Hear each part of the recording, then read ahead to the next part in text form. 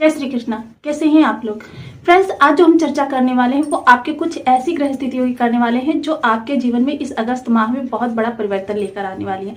सबसे पहले जो हम चर्चा करने वाले हैं वो चर्चा होने वाली है आपकी राहु देव के बारे में। दूसरी चर्चा करेंगे शुक्रदेव के बारे में। तीसरी चर्चा करेंगे बुध देव के बारे में। शनिदेव अपनी पूर्व स्थिति में पूर्व भाद्रपद नक्षत्र में ही रहने वाले हैं। यहाँ पर अब थोड़ा सा हम जान लेते हैं उत्तरा भाद्रपद नक्षत्र को। उत्तरा भाद्रपद नक्षत्र क्योंकि इसलिए इसकी चर्चा करना जरूरी हो जाता है क्योंकि ये नवांश परिवर्तन करने वाले हैं राहुदेव। राहुदेव यहाँ पर जो नवांश परिवर्तन करेंगे वो करेंगे तुला नवांश में। तुला नवांश, तुला जैसा कि नाम से ही विदित है कि ये ऐश्वर्य की राशि होती है। शुक्रदेव इसके स्वामी होते हैं। अब तुला नवांश में जब ये गोचर करेंगे तो आपके लिए ऐश्वर्य की स्थितियां बनेगी। अब राहुदेव क्या है? राहुदेव क्या आपको लीक से हटकर कार्य करने के लिए प्रेरित करते हैं। आप जो कार्य अन्य लोग कर रहे हैं उससे अलग कुछ करेंगे तब राहुदेव आपको सफलता दिलाते हैं। उत्तरा भाद्रपद क्या है? पुनर्निर्माण। मैंने इसके बारे में एक वीडियो बना रखा है जिसमें मैंने उत्तरा भाद्रपद को पूर्व विस्तार से समझा रखा है। उत्तरा भाद्रपद होता क्या है, उत्तरा भाद्रपद के कार्य क्या क्या है। आपने अगर वो वीडियो नहीं देखी है तो चैनल पर जाकर देख सकते हैं।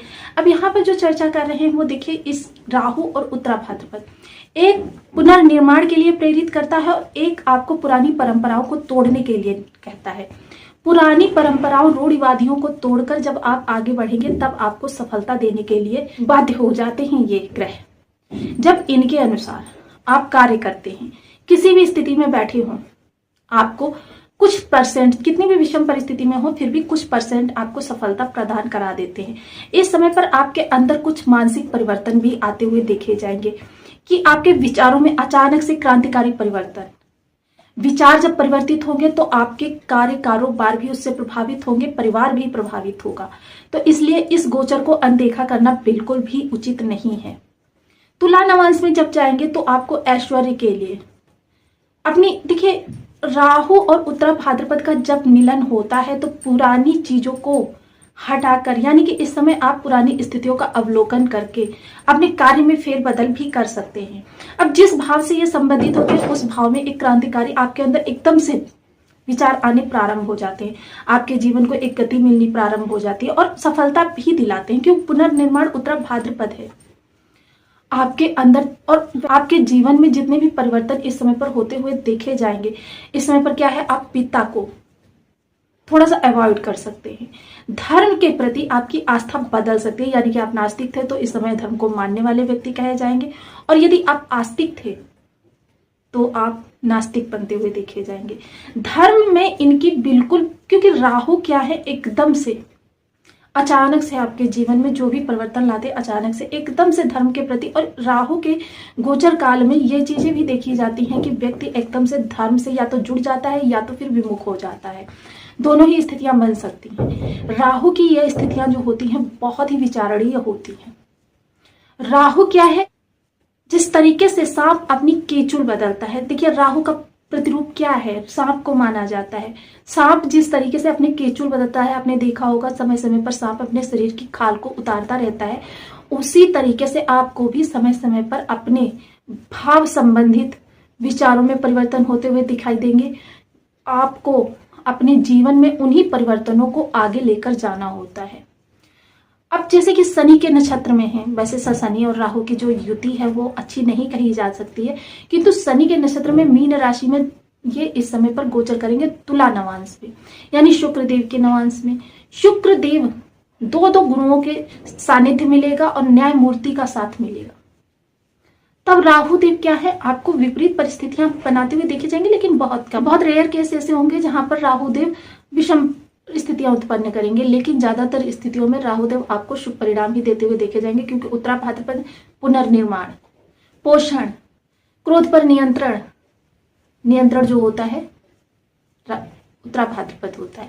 अब इस नक्षत्र में किस तरीके से आपके राशि के अनुसार प्रभाव आपको मिलने वाले हैं इस पर थोड़ी सी चर्चा कर लेते हैं। यदि आपके लग्न में 12 नंबर बना हुआ है तो ये राशिफल आपके लिए, यदि कुंडली में कहीं भी चंद्रमा के साथ 12 नंबर बना हुआ है तो भी ये राशिफल आपके लिए। कुंडली ना होने की स्थिति में आप इसे नाम राशि से भी देख सकते हैं। यदि अभी तक आपने अपने इस चैनल को सब्सक्राइब नहीं किया है तो प्लीज सब्सक्राइब कर लीजिए, वीडियो को लाइक कर दीजिए, चैनल को शेयर कर दीजिए। इससे होगा कि हमारे आने वाले हर वीडियो की नोटिफिकेशन मिल सकेगी आपको सबसे पहले।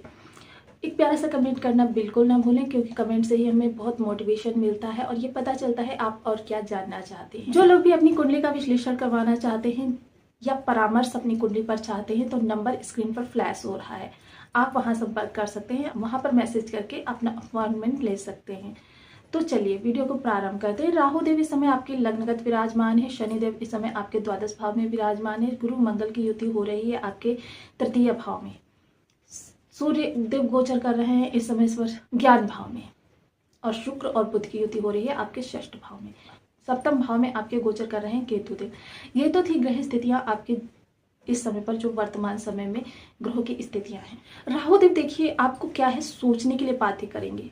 राहु देव इस समय आपको पुनर्निर्माण के लिए प्रेरित करेंगे, क्योंकि राहु देव क्या है, आपकी जो पुरानी परंपरागत बेड़ियां हैं उनको तोड़ने के लिए प्रेरित करते हैं। पुरानी परंपरागत बेड़ियां आपकी कार्य कारोबार से जुड़ी हुई हो सकती हैं, परिवार से जुड़ी हुई हो सकती हैं, धार्मिक आस्थाओं से जुड़ी हुई हो सकती हैं। इन पुरानी परंपराओं को तोड़कर आप आगे बढ़ने का कार्य करेंगे। इन पुरानी परंपराओं को तोड़कर जब आप आगे बढ़ेंगे, आप देखेंगे आपके जीवन में इस समय जो परिवर्तन हो रहे हैं वो आपके लिए बेहद सुखद हो रहे हैं। इस समय पर आप क्या है, एकदम जुनून की हद तक अपनी क्रिएटिविटी को दिखाएंगे। जुनून आपके अंदर होगा, जो भी कार्य आप करना चाहेंगे उसके लिए एक अलग ही जुनून आपके अंदर होगा, आपको प्रेरित करेगा कुछ अलग करने के लिए, आइडियाज के लिए। आप संतुष्ट नहीं होंगे इस समय पर कार्य कारोबार की स्थिति से। देखिए राहु की एक विशेषता होती है, पुनर्निर्माण के लिए तो प्रेरित करते हैं, किंतु आपके देखिए ये आर्थिक दृष्टिकोण से अगर देखें तो राहु बेहद शुभकारी ग्रह होते हैं। अब जिस समय ये ग्रंथों की रचना हुई थी उस समय क्या है, परिवार को महत्व दिया जाता था, इसलिए राहु को पाप में ही बोल दिया गया। किंतु अगर देखें तो आज का परिवेश उस परिवेश से पूर्णतः बदल चुका है। आजकल अर्थ को महत्व दिया जाता है, तो अर्थ को महत्व दिया जाता है, तो आर्थिक दृष्टिकोण से राहु बेहतर शुभकारी ग्रह होते हैं। किंतु परिवार की दृष्टिकोण से, आपके धर्म की दृष्टिकोण से, आपके खुशियों की दृष्टिकोण से अगर कहें तो राहु जो है आपके अंदर पूर्णतया नकारात्मकता भर देते हैं। देखिए इस समय पर आपको संतान की तरफ से प्रॉब्लम फेस करनी पड़ेगी, पत्नी की तरफ से प्रॉब्लम फेस करनी पड़ेगी, पिता की तरफ से प्रॉब्लम फेस करनी पड़ेगी। अब ये जो समस्याएं हैं ये बहुत मेजर समस्याएं होती हैं। देखिए पत्नी भी जीवन में एक महत्वपूर्ण हिस्सा होती है, पिता भी महत्वपूर्ण होता है और पुत्र भी महत्वपूर्ण होता है। जब इन तीनों ही तरफ से आपको समस्याएं देखने में आएंगी तो आपका माइंड जो है इन्हीं में उलझा हुआ रहेगा। यदि आपकी कुंडली में जरा सा भी ग्रह दुष्प्रभाव लेकर बैठा हुआ है तो समझ लीजिए कि इस समय आप इन तीनों में इतने उलझे हुए रहेंगे कि कार्य को, अपने कार्य कारोबार को अपनी समय ही नहीं दे पाएंगे, उसकी तरफ आपका दिमाग ही नहीं जाएगा। आपका जीवन जो है पूर्णतया शुभकारी स्थितियों की सोच ही नहीं पाएगा। आपका माइंड जो है इस समय पूर्णतया इन्हीं चीजों में उलझा हुआ रहेगा, जिसकी वजह से आप कार्य कारोबार की ओर थोड़ा सा भी ध्यान नहीं दे पाएंगे, वरना ये आपके कार्य कारोबार के लिए बहुत ही उत्तम गोचर हो रहा है। उत्तरा भाद्रपद पर पुनर्निर्माण, और यदि इस समय पर देखिए लीक से हटकर कार्य करेंगे। राहु क्या है, जो जिस भेड़ चाल में लोग दौड़ते हैं राहु आपको उसमें दौड़ाते नहीं है। राहु आपको कहते हैं शेर की तरीके से अकेला चलो। और इस समय पर जब तुला नवांश में इनका गोचर हो रहा है, आपका धन के प्रति एक जुनून विशेष रूप से देखा जाएगा।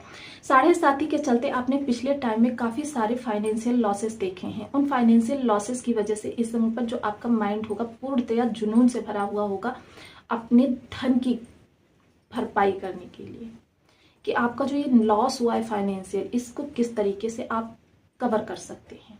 शेयर मार्केट के लिए बहुत अच्छा समय है, क्योंकि तुला नवांश में गोचर हो रहा है और शेयर मार्केट पर ही इनकी दृष्टि है और शेयर मार्केट के कारक भी होते हैं। तो शेयर मार्केट से जुड़े हुए लोगों के लिए बहुत ही अच्छा समय है। शेयर मार्केट से जुड़े हुए लोगों को बेहतर लाभ इस समय पर दिखाई देगा। पुत्र जो है इस समय पर आपकी अवहेलना करते हुए दिखाई देंगे। लव रिलेशन में भी आपके दोनों के अंदर थोड़ी सी मिसअंडरस्टैंडिंग बनी रहेगी। देखिए इस मिसअंडरस्टैंडिंग को यदि आप कंट्रोल कर लेते हैं, बहुत बेहतर समय का निर्माण हो सकता है। सूर्य पर इनकी दृष्टि के चलते थोड़ा सा आपके देखिए तनाव की स्थितियां बढ़ सकती हैं। जो लोग भी इस समय पर संतान को लेकर, संतानोत्पत्ति को लेकर प्रयास कर रहे थे, वो थोड़ा सा अभी रुक जाए।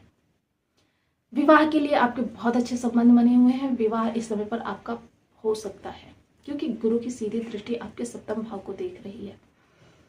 भाग्य पर इनकी दृष्टि होना यानी भाग्य का पूर्णतया आपको साथ मिलेगा। लेकिन यदि आप थोड़ा सा लीक से हटकर सोचेंगे, लीक से हटकर सोचने वालों के लिए देखिए, जब ग्रह के अनुसार आप कार्य करते हैं, इस समय पर पुनर्निर्माण के बारे में यदि आप विचार कर रहे हैं, कार्य कारोबार में बदलाव के बारे में विचार कर रहे हैं, तब तो ये गोचर आपके लिए बेहद शुभ। यहाँ पर ज्योतिषकारों ने हमें कुछ उपाय भी बताए हैं अपने ग्रहों के शुभ प्रभावों में वृद्धि करने हेतु और अशुभ प्रभावों में कमी करने हेतु। तो यहाँ पर शनि और राहु, क्योंकि न्यायमूर्ति का नक्षत्र है उत्तरापाद्रपद, तो यहाँ पर आपको करना क्या है, देखिए ओम शनिश्चराय नमः, ओम राम रावे नमः, इन दोनों बीज मंत्रों का 1 माला, 2 माला, 5 माला, 7 माला, 11 माला का जाप आप अपनी सुविधानुसार करना प्रारंभ करें। देखिए बीज मंत्र होते क्या हैं, देवता जो होते हैं मंत्र अधीन होते हैं, ग्रह जो होते हैं मंत्रों की ताकत के नीचे होते हैं। यदि आपने मंत्रों को सिद्ध कर लिया तो ग्रह आपकी बात मानने के लिए बाध्य हो जाएगा, आपके अनुसार चलने के लिए बाध्य हो जाएगा।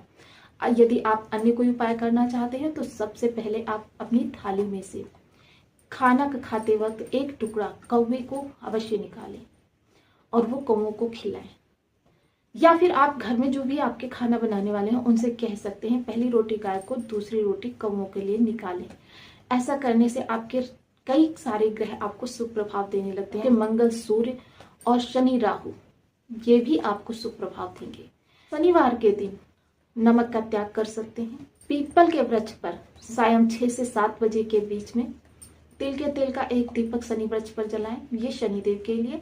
और राहु देव के लिए 9 बजे के करीब एक घिरत का दीपक जलाएं। इन दोनों दीपकों की विधि विधान से पूजा भी करनी आवश्यक है। ऐसा करने से भी आपके राहु शनि शुभ होंगे। मछलियों की जितनी ज्यादा सेवा कर सकते हैं, दादा तुल्य लोगों की जितने सानिध्य में अच्छा क्वालिटी टाइम स्पेंड कर सकते हैं उतना आपके लिए शुभ रहेगा। इसके अलावा यदि 10 अंधजनों को वर्ष में एक बार आप भोजन करा सकते हैं तो इससे बढ़कर आपके लिए कोई शुभ कार्य नहीं हो सकता। तो आपको वीडियो कैसी लगी मुझे कमेंट बॉक्स में जरूर बताएं। चैनल पर न्यू है तो प्लीज वीडियो को लाइक, शेयर, चैनल को सब्सक्राइब करना बिल्कुल ना भूलें। मिलती हूँ नेक्स्ट वीडियो में, तब तक के लिए नमस्कार। अपना ध्यान रखें, स्वस्थ रहें, मस्त रहें।